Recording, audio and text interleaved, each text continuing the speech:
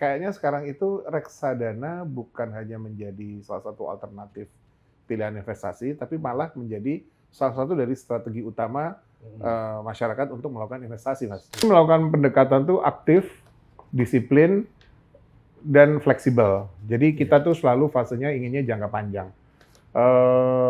Kita tuh tidak fokus hanya untuk mengejar return saja, Mas.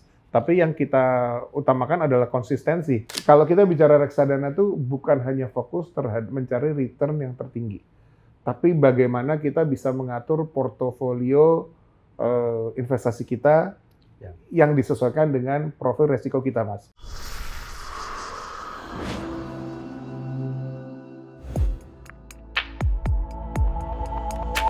Selamat datang di podcast Konvergensi.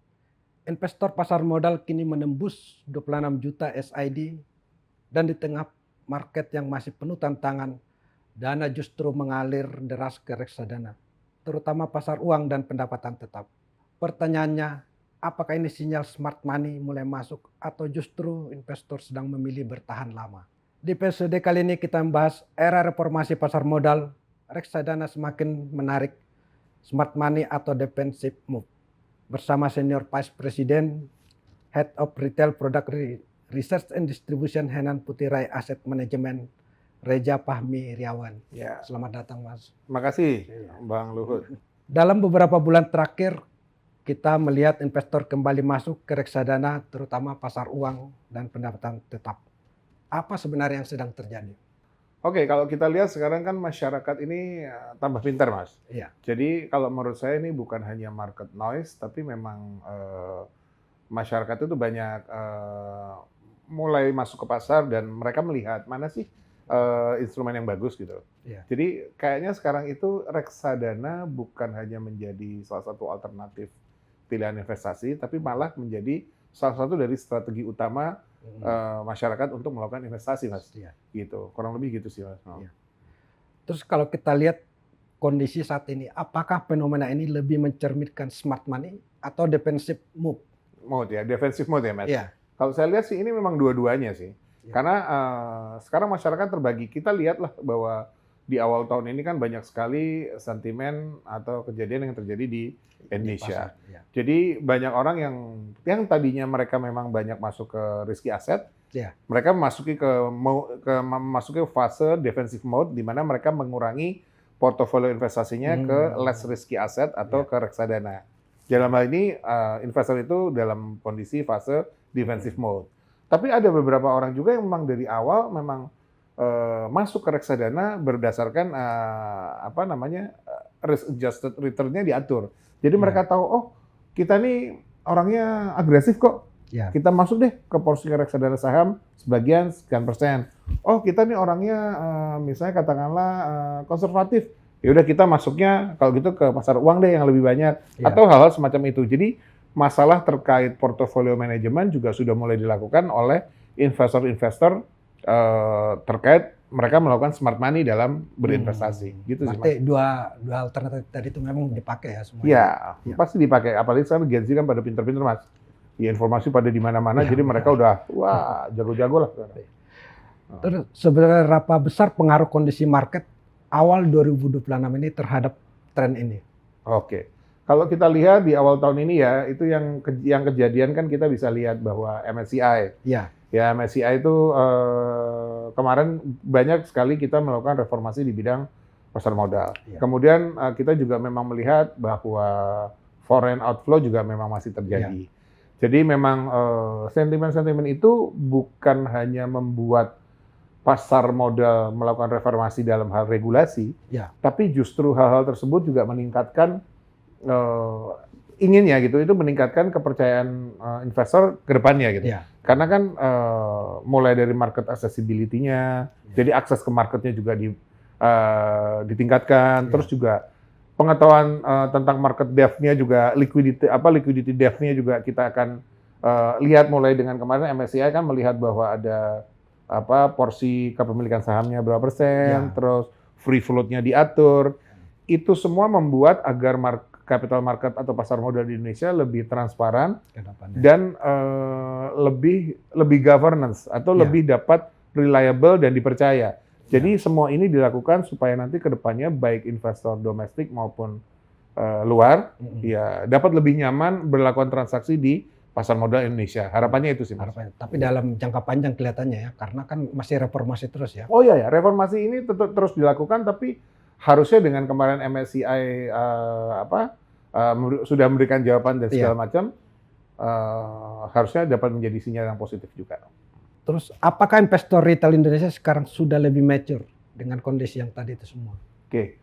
Kalau kita lihat tadi kan disampaikan di awal ya, kalau di sepanjang tahun ini, sepanjang year to date ini aja, kita sudah net sub sebesar 37 triliun kalau nggak salah ya, 37 triliun lah. Dan di April ini aja sendiri sudah di 8 triliun tuh.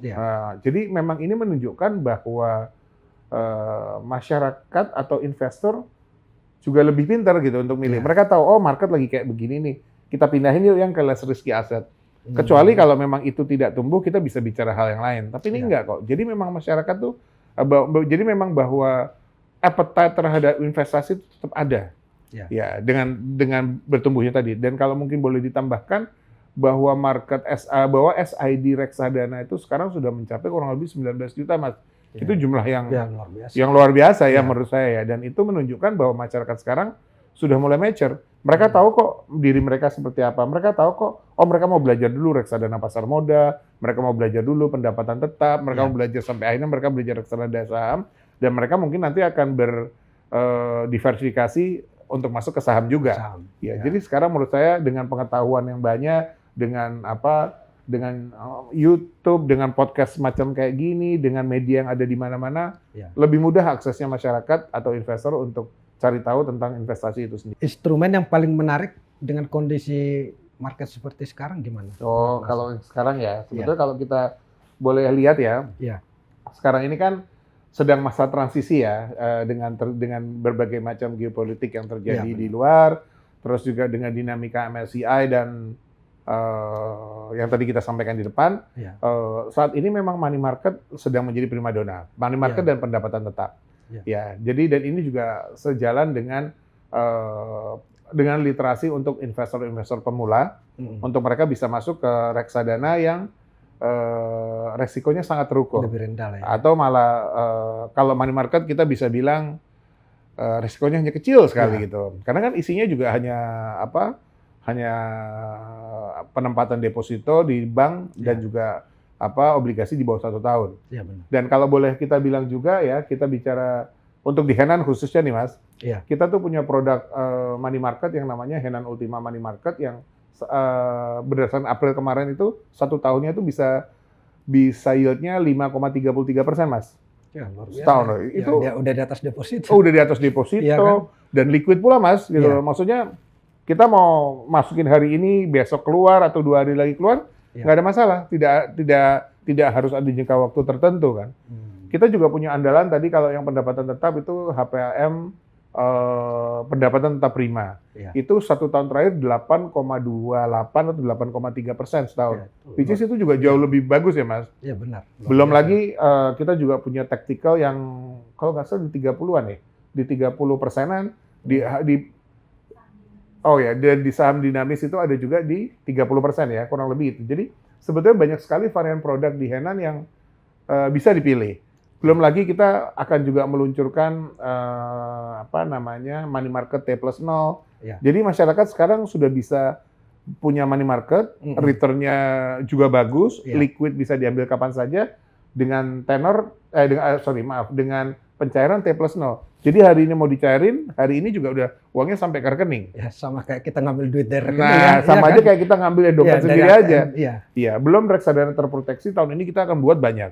Dan di akhir tahun kita akan juga punya berbagai macam reksadana global atau berbasis dolar, baik equity maupun pasar uang, tapi berbasis US dollar. Karena sekarang kan US dollar kan juga sedang jadi primadona juga kan Mas. Jadi kita mencoba untuk memberikan jawaban investasi kepada investor-investor terkait apa yang mereka mau dan butuhkan. Gitu sih Mas. Risiko terbesar apa yang perlu diperhatikan investor?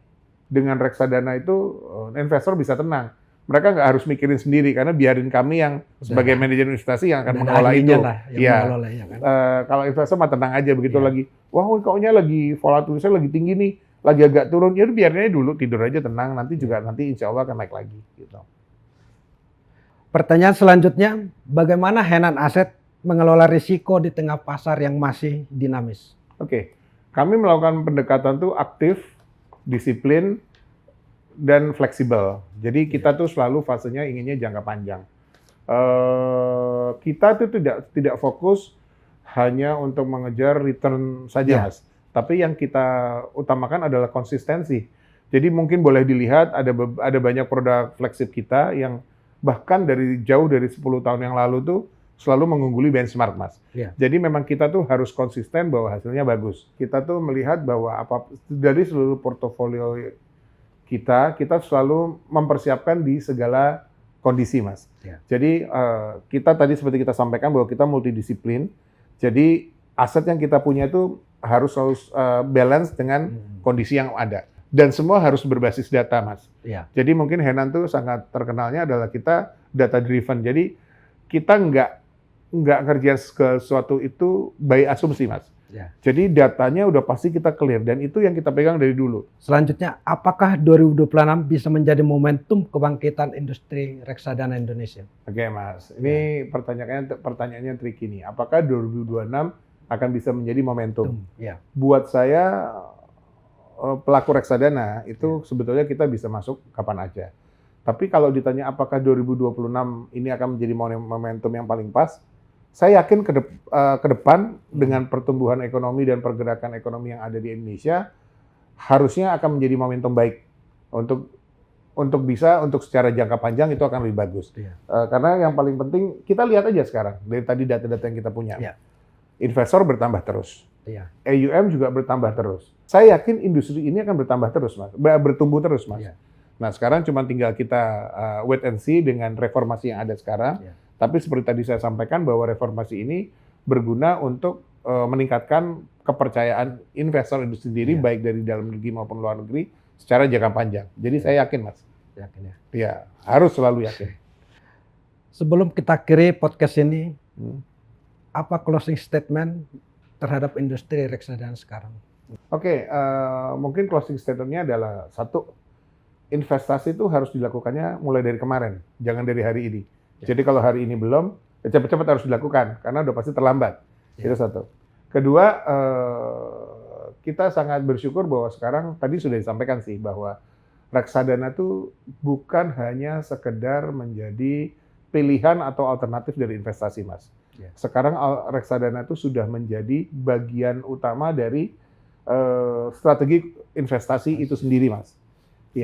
Kalau kita bicara reksadana itu bukan hanya fokus terhadap mencari return yang tertinggi, tapi bagaimana kita bisa mengatur portofolio investasi kita yang disesuaikan dengan profil resiko kita, Mas. Mungkin itu tiga closing statement-nya, Mas. Baik, terima kasih kepada Mas Reja dari Henan Putirai dan seluruh pendengar yang sudah mengikuti podcast ini. Saya Parlutan Situmorang. Sampai jumpa di episode berikutnya.